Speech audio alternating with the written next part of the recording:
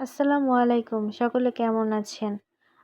আশা করি সকলেই ভালো আছেন। আল্লাহর রহমতে আমিও ভালো আছি। তো আপনারা যে ফুল গাছটি দেখতে পাচ্ছেন, এই গাছটির নাম অ্যারোমেটিক জুঁই।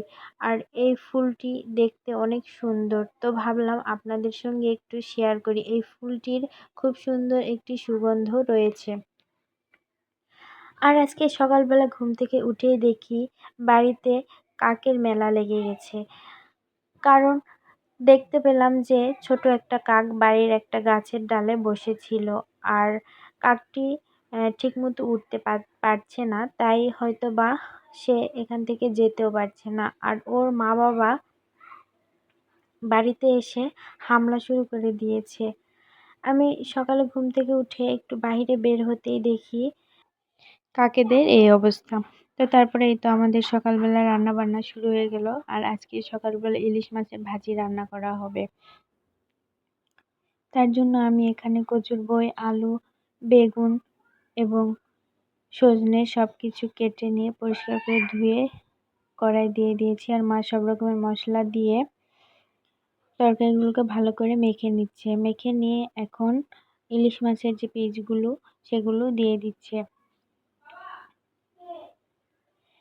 মাছগুলো দিয়ে ভালো করে আবার একটু মেখে নিয়ে কড়াইটা চুলায় তুলে দেওয়া হবে। তাই তো পানি দিয়ে দেওয়া হলো পরিমাণ মতো। এখন কড়াইটা চুলায় দেওয়া হবে। এখন ভালো করে জাল করে রান্না করে নিলেই আমাদের ভাজিটা রান্না কমপ্লিট হয়ে যাবে। এই তো আমাদের ভাজি রান্না কমপ্লিট।